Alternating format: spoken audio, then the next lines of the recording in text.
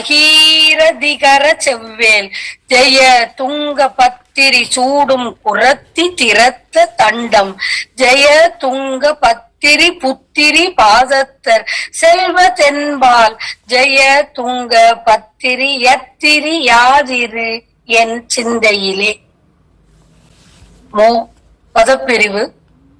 ஜெய துங்க பத்திரி போற்றும் பகீரதி கர செவ்வேல் ஜெய துங்க பத்திரி சூடும் குரத்தி திறத்த தண்டம் ஜெய துங்க பத்தி ரிபு திரி பாதத்தர் செல்வ தென்பால் செய் அதுங்கு அபத்து இரிய தெரியாது இரு என் சிந்தையிலே.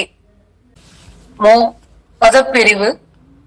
ஜெய துங்க பத்திரி போற்றும் பகீரதி கர செவ்வேல் ஜெய துங்க பத்திரி சூடும் குரத்தி திறத்த தண்டம் ஜெய துங்க பத்தி ரிபு திரி பாதத்தர் செல்வ தென்பால் செய் அதுங்கு அபத்து இரிய தெரியாது இரு என் சிந்தையிலே.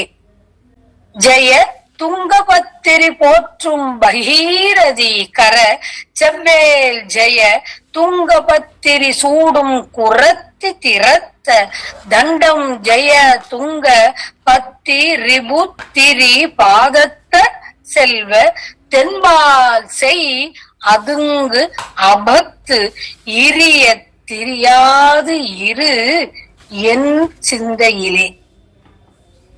ஜெய துங்க பத்திரி போற்றும் பகீரதி கர செவ்வேல் ஜெய சிறந்த துங்கபத்திரி துங்கபத்திரை என்னும் நதி போற்றும் போற்றி வணங்கும் பகீரதி கர கங்கையின் கையில் இருப்பவனே செவ்வேல் சிறந்த வேலை உடைய ஜெய துங்கபத்திரி போற்றும் பகீரதி கர செவ்வேல். இரண்டாவது அடி. ஜெய துங்கபத்திரி சூடும் குரத்தி திறத்த தண்டம் ஜெய வெற்றி பொருந்திய குமார கடவுளே செவ்வேல் ஜெய சிறந்த வேலை உடைய குமார கடவுளே துங்கபத்திரி துங்கபத்திரி என்ற சுரபுன்னை இலையை சூடிக் கொள்கின்ற குரத்தி என் அம்மை வள்ளி அம்மையை திறத்த வள்ளி பங்காளனே வள்ளியை கந்தர்வ மனம் புரிந்தவனே தண்டம் தண்டாயுதமும் ஜெய துங்கபத்திரி சூடும் குரத்தி திறத்த தண்டம். மூன்றாவது அடி. செய்ய துங்க பத்தி ரிபு திரி பாதத்தர் செல்வ தென்பால் ஜெய ஜெயத்தை உடைய துங்க மிக்க மகிமை பொருந்திய பத்தி ஒழுக்கமும் உடைய ரிபு மாறுபட்டவனான காலன். இங்கு ரிபு மாறுபடுதல் திரி கெடும்படி உதைத்த பாதத்தர் செல்வர் திருவடிகளை உடைய சிவபிரானின் செல்வனே தென்பால் தென் திசையில் ஜெய துங்க பத்தி ரிபு திரி பாதத்தர் செல்வ தென்பால். நான்காவது அடி. செய் அதுங்கு அபத்து இரிய தெரியாது இரு என் சிந்தையிலே. செய்ய போகச் செய்யும் போகச் செய்த அதுங்கு யாவரும் ஒதுக்கும்படியான அதுங்கு யாவரும் ஒதுக்கும்படியான அபத்து தீ நெறி அபத்து தீ நெறியினால் இரிய என் மனம் முறிந்து போய், என் மனம் முறிந்து போய், தீ நெறியினால் என் மனம் உழன்று திரியாது உழலாமல் இரு நீ என் சிந்தையிலே தங்கி அருள வேண்டும். ஜெய துங்கபத்திரி போற்றும் பகீரதி கர செப்பேல் ஜெய துங்கபத்திரி சூடும் குரத்தி திறத்த தண்டம் ஜெய துங்க பத்தி ரிபுத்திரி பாதத்தர் செல்வ தென்பால் செய் அதுங்கு அபத்து இரிய தெரியாது இரு என் சிந்தையில். இறைவனே, செந்தில் வேலவனே, என் உள்ளத்தில் அமர்ந்திடவா என்று ஏங்குகிறார் குருநாதர்.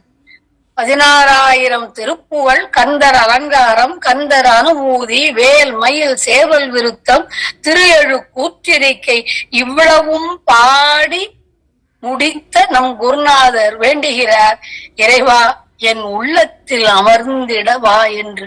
அவர் அவருக்காகவா இறைஞ்சுகிறார்? நமக்காக. நம் உள்ளத்தில் இறைவன் அமர்ந்திட நமக்காக வேண்டுகிறார் குருநாதர்.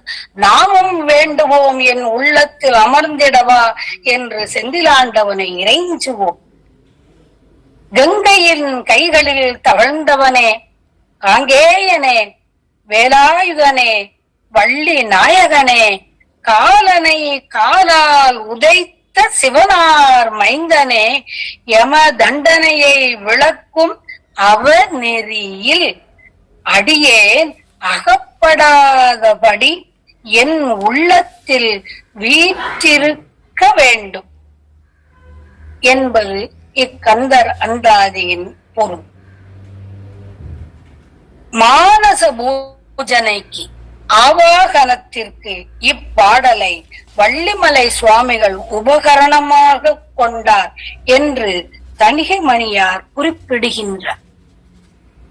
ஜெய துங்கபத்திரி போற்றும் பகீரதி கர செவ்வேல் ஜெய துங்கபத்திரி சூடும் குரத்தி திறத்த தண்டம் ஜெய துங்கபத்தி ரிபுத்திரி பாதத்தர் செல்வ தென்மால் செய் அதுங்கு அபத்தி இரிய தெரியாது இரு என் சிந்தையில். சிறந்த துங்கபத்திரி என்னும் நதி வணங்குகின்ற கங்காதேவியின் கையில் இருப்பவனே, காங்கேயனே, சிறந்த வேலாயுதத்தை உடைய ஜெயம் பொருந்திய குமார கடவுளே, சுரபுன்னை இலையை புனைகின்ற தலையில் சூடிக்கொள்ளும் குரத்தியாகிய வள்ளியம்மையின் பங்காளனே, தண்டாயுதமும் வெற்றியும் பெருமையும் ஒழுக்கமும் உடைய மாறுபட்ட காலன் கெடும்படி உதைத்த திருவடியை உடைய பரமசிவன் மைந்தனே, புதல்வனே, தென் திசையில் போகச் செய்வதாகிய யாவரும் ஒதுங்கும் தீ நெறியினால், யாவரும் ஒதுக்கும் என்று கொள்ளலாம், தீ நெறியினால் எனது சிந்தை முறிந்து ஓடும் அதை தவிர்க்க நீ உழலாமல், என் சிந்தை உழலாமல் இருக்க என்னை காத்து என் நெஞ்சில் தங்கி அருள வேண்டும். என் சிந்தையில் என் மனத்தின் கண்ணே நீ தோன்றி என் நெஞ்சில் இருந்து அருள வேண்டும் என்று இறைஞ்சுகிறார். காங்கேயனே, வேலாயுதனே, வள்ளிநாயகனே, பரமசிவனது மைந்தனே, யான் யமதண்டனையை விளைக்கும் அவநெறியில் சிக்காவண்ணம் நீ என் சிந்தையில் வீற்றிருக்க வேண்டும் என்று கூறுகிறார். சிவபிரான் காலனை உதைத்தது நிறைய திருப்புகழில் நமக்கு சான்றாக கிடைக்கிறது. நதிகளுள் கங்கை நதியே சிறந்தது என்கிறார் கந்தபுராணத்தில் சிவாச்சாரியார். 6வது காண்டம் 24வது படலம் வள்ளியம்மை திருமண படலத்தில் 218வது வெண்பாவாக வருகிறது. விரை இடம் கொளும் போதினுள் மிக்க பங்கயம் போல் திரையிடம் கொளும் நதிகளில் சிறந்த கங்கையை போல் தரையிடம் கொள்ளும் பதிகளில் காஞ்சியம் தலம்போல் வரையிடங்களில் சிறந்தது இத்தணிகை மால்வரையே. மலர்களில் தாமரை, நதிகளில் கங்கை, பதிகளில் காஞ்சி, வரையில் மலைகளில் சிறந்தது இத்தணிகை மலை என்று வள்ளியம்மைக்கு தணிகை மலையின் பெருமையும் தாமரை மலரின் பெருமையையும் கங்கையின் பெருமையையும் காஞ்சியம்பதியின் பெருமையையும் விளக்குகின்றார் நம் முருகவேல் வள்ளியம்மைக்கு. வெற்றிவேல் முருகனுக்கு அரகரோகரா. காலனை காலால் உதைத்தார் திருக்கடவூரில். மார்கண்டனுக்கு விதித்த 16 ஆண்டு முடியும் தருவாயில் காலன் அவன் உயிரை கவர வரும்போது சிவபூஜையில் இருக்கும் மார்கண்டேயன் மீது பாசக்கயிற்றை வீசும் பொழுது லிங்கத்தினின்றும் சிவனார் வெளிப்பட காலனை காலால் உதைத்த வரலாறு இங்கு தெரிவிக்கப்படுகிறது. மரளியின் நாட்டம் அற சரண் நீட்டி உதைத்தார் திருக்கடவூரில். நாம் அனைவரும் தெரிந்த வரலாறு. ஜெய துங்க பத்திரி போற்றும் பகீரதி கர. செவ்வேல் ஜெய துங்க பத்திரி சூடும் குரத்தி திறத்த. மலையில் வாழ் காட்டில் வள்ளி மலையில் வாழ்கின்ற எம் அன்னை சுரபுன்னை இலையை சூடியவள் என்பதை இந்த கந்தர் அந்தாதியில் கூறுகிறார். காட்டில் வாழ்வதால் இலைகளையும் தழைகளையும் உடுத்திக் கொள்பவள் எம் அன்னை, இலைகளையும் தழைகளையும் தலையில் சூடிக் கொள்பவள் எம் அன்னை வள்ளி நாச்சியார் என்று தெரிகிறது. மனம் அல்லாத இலைகளையும் சூடிக் கொள்வதில் விருப்பமுடையவள் எம் அன்னை. சுரபுன்னை இலையை சூடியவள் என்பதை எடுத்து காட்டுகிறது இக்கந்தரந்தாதி.